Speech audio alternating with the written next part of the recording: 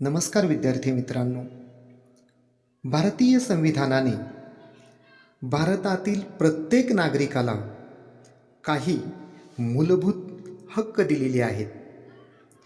असे हक्क प्रत्येकाला जन्मतःच प्राप्त होतात व ते कधीही कोणाला हिरावून घेता येत नाही. अशा हक्कांना मूलभूत हक्क म्हणतात. त्यामधील पहिला हक्क आहे समानतेचा हक्क.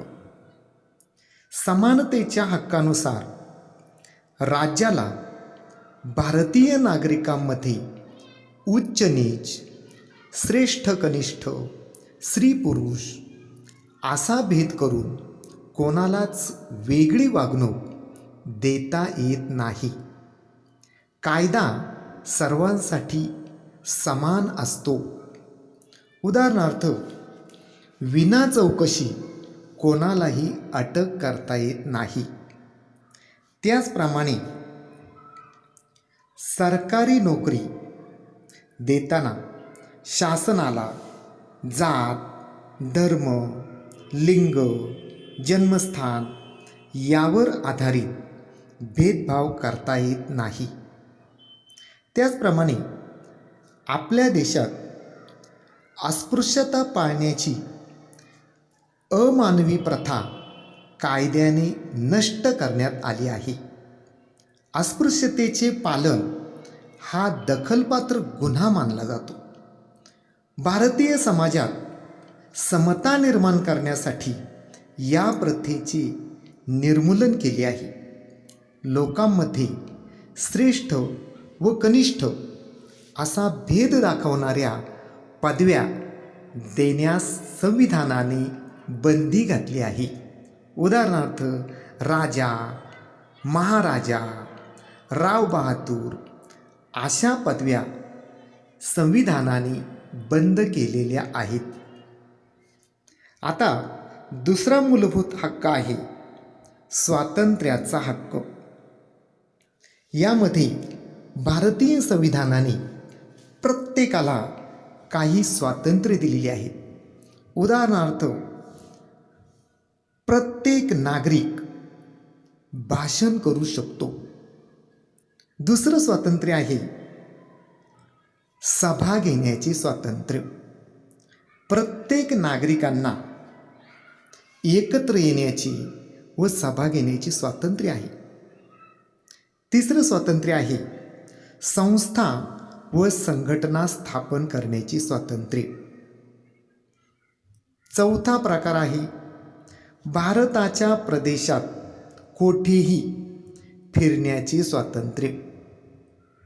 त्यानंतर पाचवे स्वातंत्र्य आहे भारताच्या प्रदेशात कोठेही वास्तव्य करण्याचे स्वातंत्र्य. सहावा प्रकार आहे आपल्या आवडीचा उद्योग व व्यवसाय करण्याची स्वातंत्र्य. त्यानंतर कोणत्याही व्यक्तीचे जीवित कोणालाही हिरावून घेता येत नाही. म्हणजेच प्रत्येकाला जगण्याचा हक्क संविधानाने दिलेला आहे. पुढचे स्वातंत्र्य आहे कारणाशिवाय कोणत्याही व्यक्तीला अटक करता येत नाही. आणि आता नवीन शैक्षणिक धोरणानुसार 6 ते 14 या वयोगटातील सर्व मुलामुलींना शिक्षण घेण्याचा मूलभूत हक्क आहे.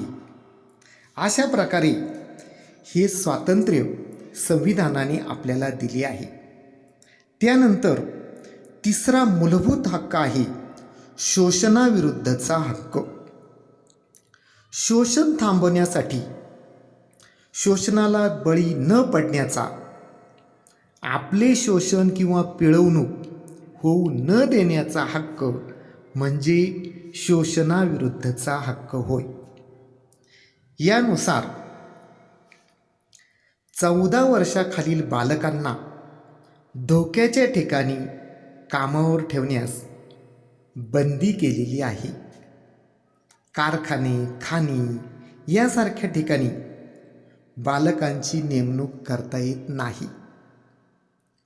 अशा प्रकारे आणखी कोणकोणत्या ठिकाणी शोषण होऊ शकते त्याची काही उदाहरणे आपण या ठिकाणी पाहू. उदाहरणार्थ, वेठबिगारी किंवा सक्तीने एखाद्या व्यक्तीकडून तिची इच्छा नसताना काम करून घेणे किंवा एखाद्या व्यक्तीला गुलामासारखे वागवणे किंवा काम करून त्या व्यक्तीला योग्य मोबदला न देणे किंवा एखाद्या व्यक्तीकडून खूप कष्ट करून घेणे, कामगारांची उपासमार करणे किंवा त्यांच्यावर जुलूम किंवा जबरदस्ती करणे, अशा प्रकारचे अनेक शोषण होऊ शकते. तर या सर्व प्रकारांना संविधानाने बंदी घातलेली आहे. त्यानंतर चौथा मूलभूत हक्क दिलेला आहे, धार्मिक स्वातंत्र्याचा हक्क. भारतातील प्रत्येक नागरिकाला कोणत्याही धर्माची उपासना करण्याचे आणि धार्मिक कारणांसाठी संस्था स्थापन करण्याचे हक्क संविधानाने दिले आहेत. आपल्या देशाचा विशिष्ट असा कोणताही धर्म नाही, म्हणजेच भारत हे एक धर्मनिरपेक्ष राष्ट्र आहे. त्यानंतर पाचवा हक्क आहे सांस्कृतिक आणि शैक्षणिक हक्क. आपल्या संविधानाने विविध लोकसमूहांना आपापला सांस्कृतिक वेगळेपणा जतन करण्याचा हक्क दिला आहे. त्यानुसार आपली भाषा, लिपी, साहित्य यांचे जतन करता येते, पण त्याचबरोबर त्यांच्या संवर्धनासाठी प्रयत्नही करता येतात.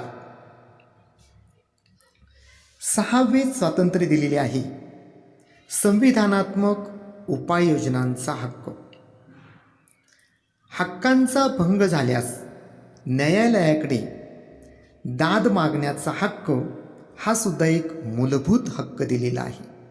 त्याला संविधानात्मक उपाययोजनांचा हक्क असे म्हणतात. याचा अर्थ असा की हक्कभंगाविरुद्ध न्यायालयाकडे दाद मागण्याविषयीची तरतूद संविधानानेच केली आहे. त्यानुसार न्यायालयालाही हक्कांचे संरक्षण करणे बंधनकारक ठरते. संविधानाने दिलेल्या हक्कांवर काही वेळेस अतिक्रमण होऊ शकते आणि आपल्याला हक्कांचा वापर करता येत नाही. यालाच आपण आपल्या हक्कांचा भंग झाला असे म्हणतो. हक्कभंगासंबंधीची आपली तक्रार न्यायालय विचारात घेते, त्याची शहानिशा करते. खरोखरीच हक्कभंग झाला असेल तर न्यायालय त्यावर योग्य निर्णय देते. अशा प्रकारे भारतीय संविधानाने 6 प्रकारचे मूलभूत हक्क भारतातील प्रत्येक नागरिकाला दिलेले आहेत. धन्यवाद.